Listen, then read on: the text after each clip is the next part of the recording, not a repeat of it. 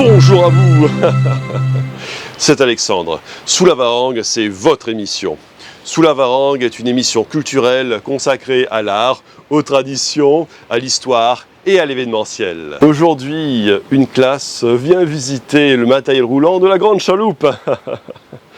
Vous savez, les enfants, les scolaires, c'est notre avenir et nous devons le sensibiliser à notre histoire, surtout au Titrin. Et d'ailleurs, n'oubliez pas de signer la pétition que vous pouvez trouver sur la page Facebook Sauvons le Titrin. Voilà, Sauvons le Titrin. Et nous ferons la connaissance aussi de quelqu'un qui connaissait mon grand-père René Dupuis, qui était le président du conseil d'administration du Titrin. Et c'est tout de suite dans Sous la Varangue.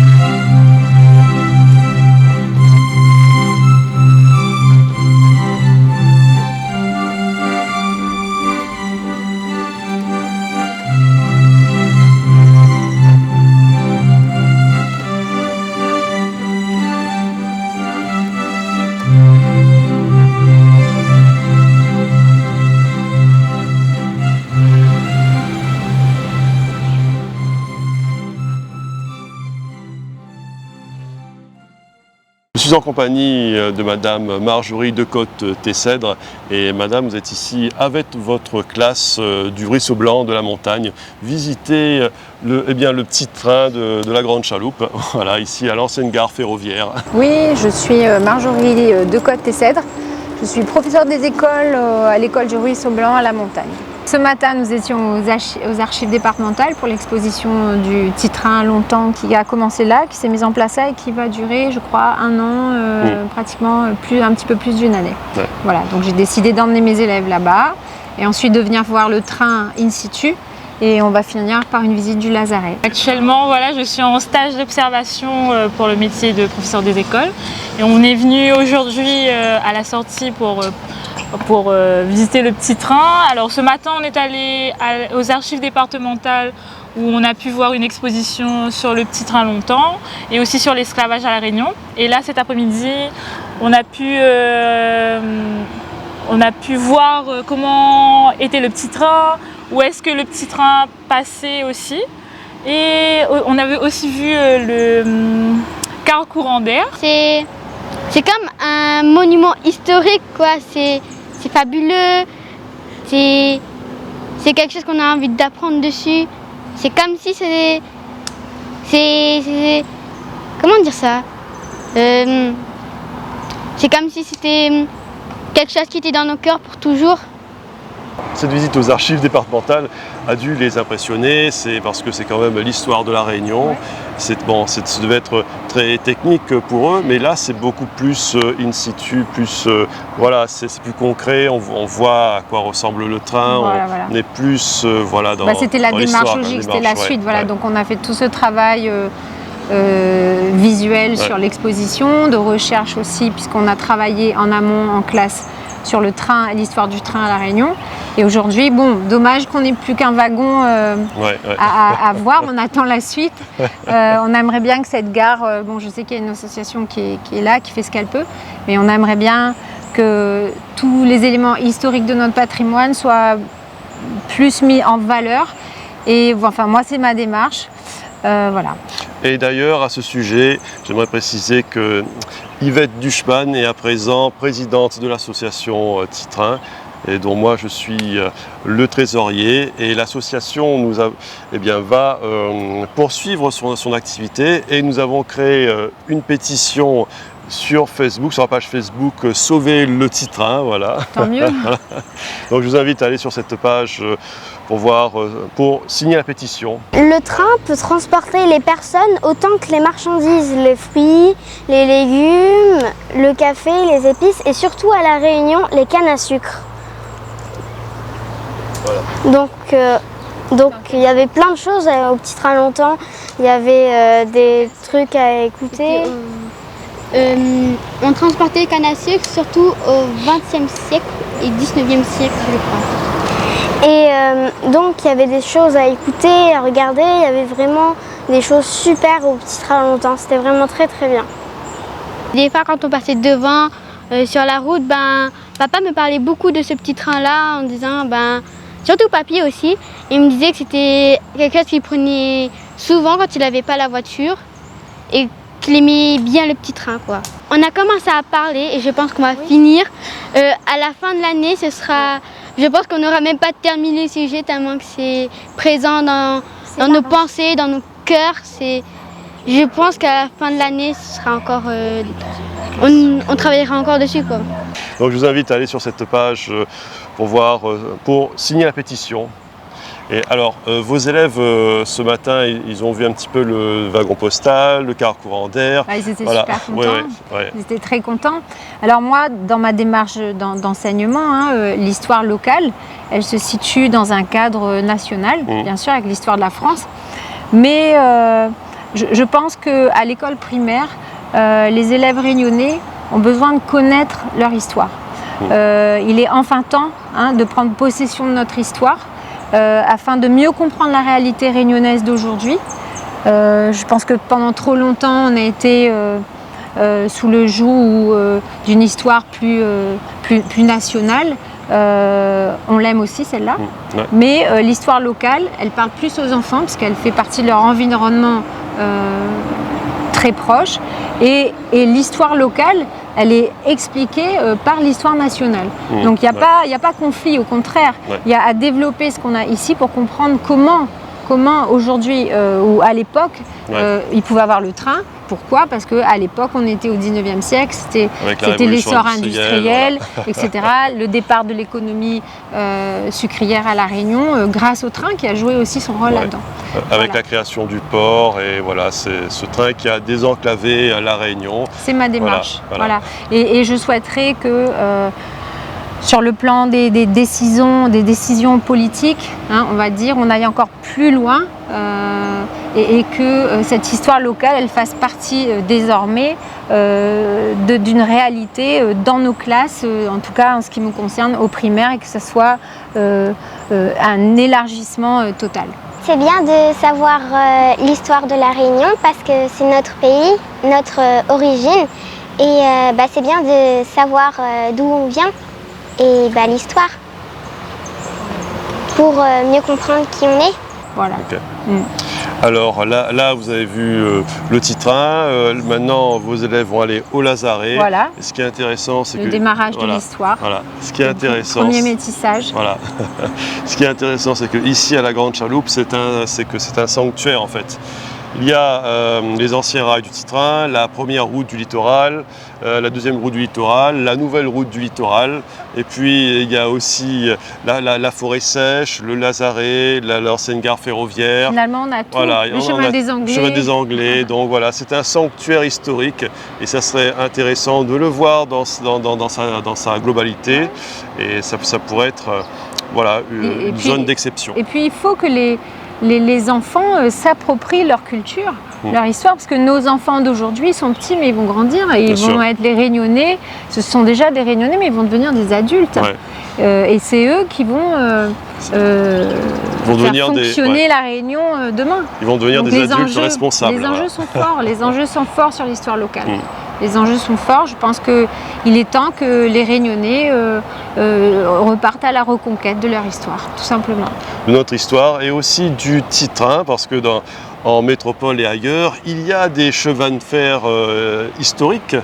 Et donc ça pourrait devenir un petit train touristique. Et avant, on n'appelait pas ça le petit train, on appelait ça le train. C'était l'invention du moment qui a révolutionné les transports. Et maintenant, c'est devenu quelque chose de plus... voilà, c'est plus touristique, mais ça serait intéressant. Dommage, mais bon, les idées, elles étaient là, elles n'ont pas pu être concrétisées, c'est bien dommage, parce que quand on voit comment l'île est saturée sur le plan de la circulation routière, on se pose des questions. Je dis peut-être qu'on a raté des coches. Peut-être que dans 20 ans, 30 ans, il sera trop tard pour la circulation. On entrera dans un coma circulatoire. Je fais preuve de bon sens. Voilà. C'est une simple hypothèse en fait. Voilà. Peut-être que dans 20 ans, 30 ans, on ne pourra plus circuler. Il faudra revenir à d'autres moyens plus simples. Plus collectifs, moins individuels. Et puis le train, ce qui est bien, c'est que c'est un lien entre les hommes. C'est le train.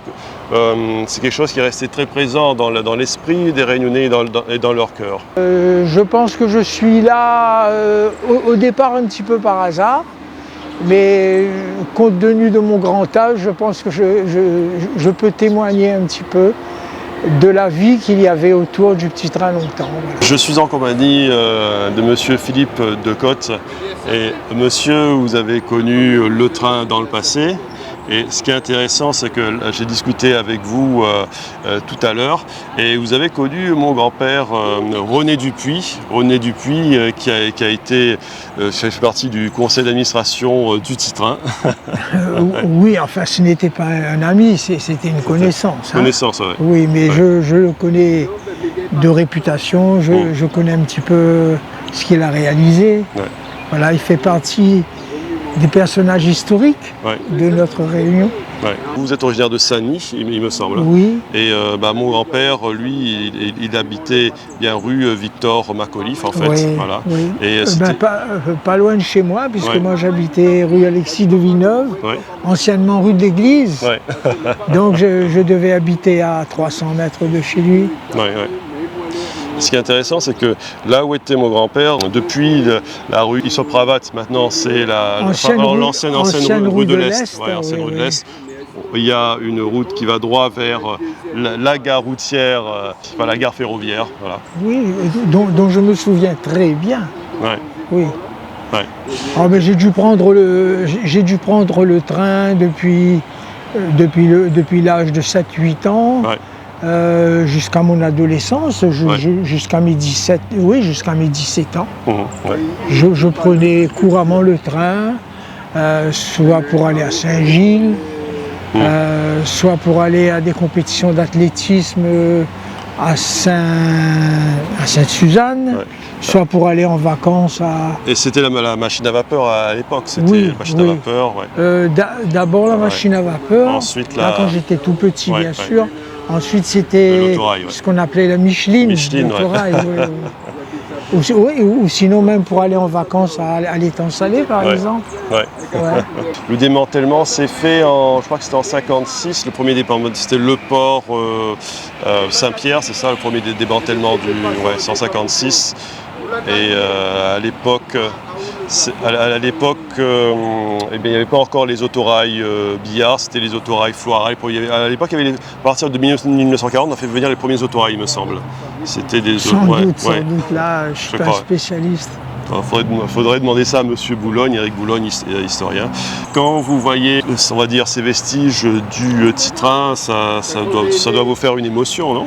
Oui, ça nous remue un peu le cœur. Et puis, c'est le résultat, je pense, d'un gâchis, de mauvais choix de l'époque. On a choisi le tout automobile. D'ailleurs, moi-même, je milite pour la circulation à vélo, en sécurité, bien entendu. Et je crois que dans l'avenir, et je constate que notre président du conseil régional commence à lancer quelques amorces, quelques hameçons, pour que les décideurs la suivent. Et je pense que son projet est de rétablir un train, si possible, sur une grande partie de la circonférence de la Réunion. Et je crois que ce sera l'un des moyens les plus efficaces pour lutter contre ce coma, je dirais, circulatoire dont la population réunionnaise est victime quotidienement. Ouais. Et d'ailleurs à Maurice, maintenant ils ont un train, donc voilà, c'est assez paradoxal, parce que eux aussi ils ont eu un train dans le passé, il me semble. Oui, on se demande si finalement les Mauriciens ne sont pas plus malins que nous. Ah bah sûrement. mais enfin, il semblerait qu'un mouvement se redessine en faveur de ce train, et j'espère vivre assez vieux pour le prendre. Ouais. Bah, nous espérons que ce train verra le jour, et puis totalement. Oui, et puis il y avait un projet de faire Saint-Benoît, d'aller plus loin que Saint-Pierre et d'aller jusqu'à Saint-Joseph. Donc pourquoi ne pas reprendre ce tracé ce nouveau tracé, parce que maintenant les constructions ont changé, donc maintenant on ne pourra plus reprendre exactement le même tracé, mais on peut recréer un autre tracé. Mais c'est évident qu'il y aura d'énormes problèmes, il y aura des problèmes de foncier, etc. Mais justement, ça ne rend l'entreprise que d'autant plus passionnante et intéressante. Puis à l'époque où l'on vit, on est capable de créer des tunnels. On a bien fait le tunnel sous la Manche pour relier la France et l'Angleterre. Pourquoi pas créer des tunnels. Bien sûr. Dans le passé, on a bien créé, on a fait plus de 10 km de tunnels en passant par la Grande Chaloupe. Donc si les anciens étaient capables de faire ça, pourquoi nous ne serions pas capables de créer d'autres tunnels je crois qu'il est temps de rattraper les erreurs du passé. Il en est grand temps. Oui, en fait, tout le monde se rend compte que d'avoir abandonné le train, c'est-à-dire le petit train, c'était une erreur en fait. On a voulu s'en débarrasser très rapidement et maintenant on le regrette. Voilà. Alors trop rapidement, mais moi je dis ça c'est du passé. Allons travailler pour l'avenir. Voilà. Allez, on va aller dans l'avenir, nous allons créer tous ensemble ce nouvel avenir avec le petit train. Exactement. Bien. Monsieur, je vous remercie. C'est moi. Restez avec moi pour la prochaine fois où nous ferons la connaissance d'un ancien cuisinier qui a officié durant la fête Tang, à l'époque où la Grande Chaloupe était encore vivante, où il y avait de l'animation. Et surtout, n'oubliez pas de signer la pétition que vous pouvez retrouver sur la page Facebook Sauvons le petit train. Sauvons le petit train. À très bientôt dans Sous la Varangue.